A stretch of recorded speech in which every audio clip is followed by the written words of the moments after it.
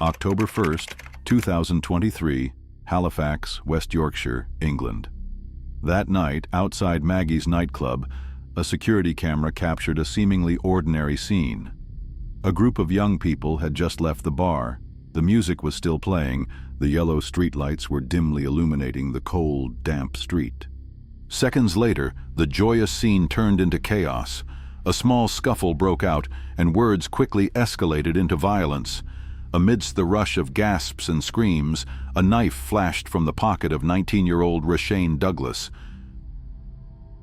In a split second, two young men collapsed on the sidewalk, blood spreading on the cold tiles. Another fell, seriously injured. The noise of the party night suddenly turned into an irreversible tragedy, all started by a single stab. Behind that terrifying moment were real people, with lives, dreams, and tangled relationships. To fully understand the Halifax tragedy, we need to look back at the journey that led to that fateful night. First, let's start with the young men who paid with their lives.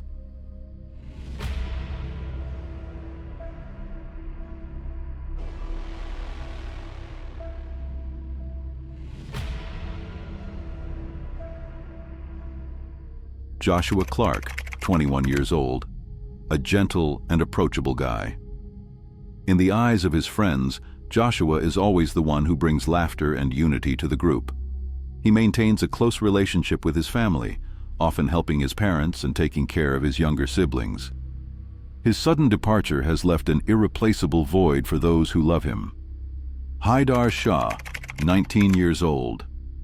A young student with many ambitions, Haidar was considered by his mother and the local community to be a dutiful son who always thought about his family. His classmates commented that he was responsible, studied hard, and was expected to have a bright future. His tragic death at the age of 19 cut short his dreams that had not yet taken shape.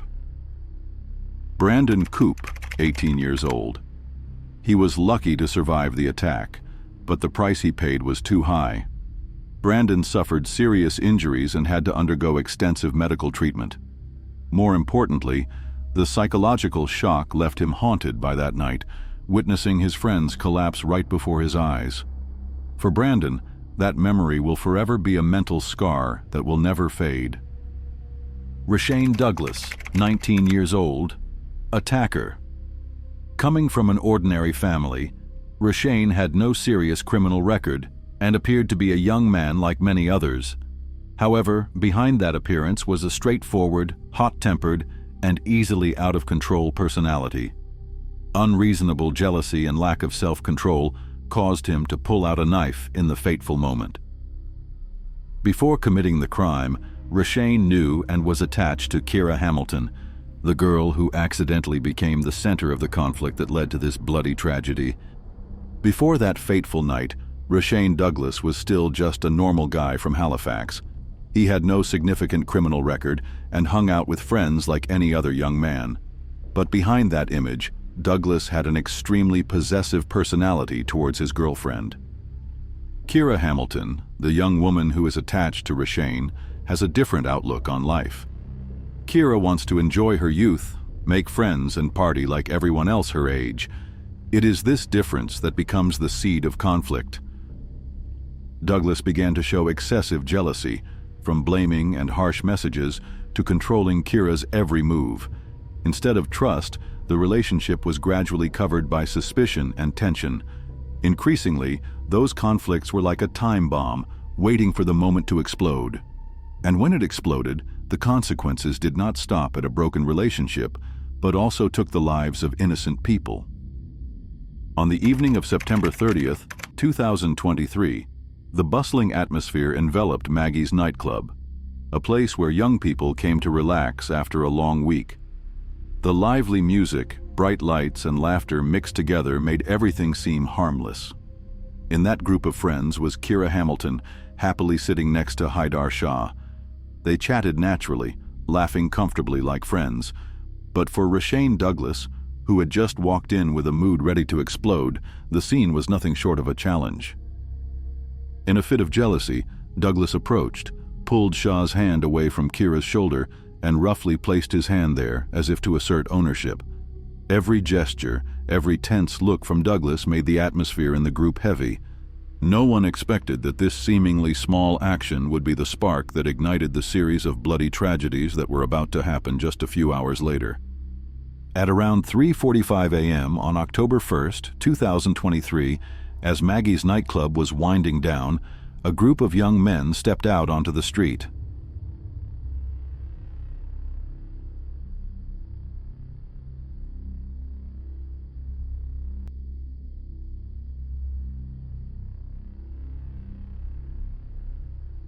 The chaotic atmosphere after a long night quickly turned into a confrontation.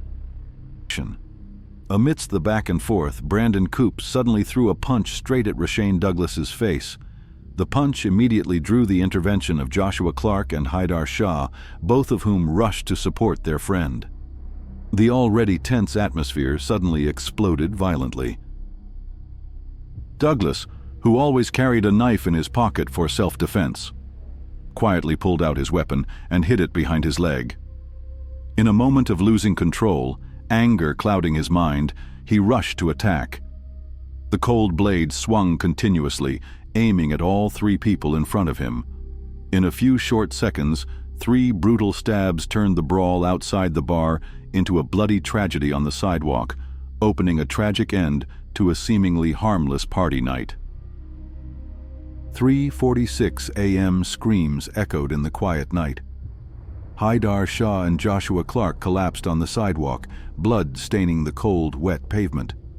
A few feet away, Brandon Coop clutched his wound, in pain, but still trying to call for help in desperation. 3:48 a.m. Amidst the chaos, Rashane Douglas panicked and ran away. On the way to escape, he threw the knife into the drain, thinking that he could hide the crime he had just committed. But every action was recorded by the security camera, coldly like an edited film, not missing a single moment. Within minutes, the tragedy ended with a devastating loss. Haidar Shah and Joshua Clark died from fatal injuries. Brandon Coop was lucky to escape death, but suffered serious injuries and lasting psychological trauma. Just seconds after the desperate screams rang out in the night, passers-by and Maggie's nightclub staff rushed to the scene. Before their eyes was a horrifying scene. 2 young men lying motionless in a pool of blood, their weak breathing gradually fading, another holding a severe wound, trying to call for help. Some people panicked and quickly took out their phones to call 999. Others tried to use their coats and handkerchiefs to stop the bleeding for the victim, but the blood continued to flow uncontrollably. Within minutes, patrol officers and ambulances were dispatched to the scene. Paramedics quickly performed first aid on the sidewalk, performing chest compressions and CPR, trying to revive him in the nick of time. But the wound was too deep, and the blood loss was too great, making all efforts futile. The bustling atmosphere of a fun night out suddenly disappeared, becoming a serious crime scene. The once peaceful street in Halifax was now lit up with emergency lights, signaling the beginning of a tense investigation that would last for months. After sealing off the area in front of Maggie's nightclub, forensics and investigators conducted a meticulous examination. Bloodstains were marked with white paint on the sidewalk. Shoe prints, shards of glass, and small scratches on the pavement were all noted. Police set up barricades to keep curious onlookers away from the scene to ensure that all traces were preserved. Witnesses, including nightclub employees, guests who had just left the club, and passers-by, were taken to the police station to give statements. Many were still in shock, their voices trembling as they recalled the moment the blade flashed, followed by the 2 young men collapsing before their eyes. Autopsies at the morgue confirmed the brutality of the incident. Both Joshua Clark and Haidar Shah had been stabbed deeply in the chest and abdomen, severely damaging their internal organs and causing acute blood loss. Forensic experts concluded that this was the direct cause of their rapid deaths, even though emergency services arrived just minutes after the incident. When the police expanded the search area, they found the murder knife under a manhole near the scene. There was still fresh blood on the blade, matching the injuries on the victims' bodies. This evidence was immediately sealed,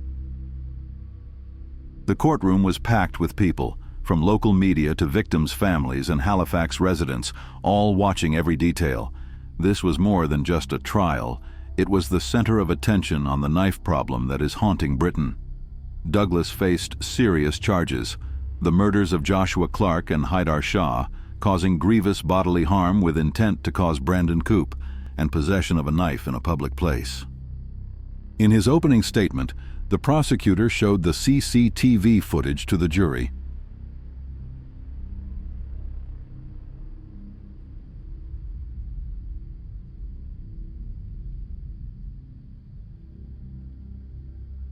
The images were clear. Douglas pulled a knife from his pocket, hid it behind his leg, and then, in a fit of rage, stabbed 3 young men in quick succession. The atmosphere in the courtroom was heavy. The victims' relatives burst into tears as they watched their children's final moments.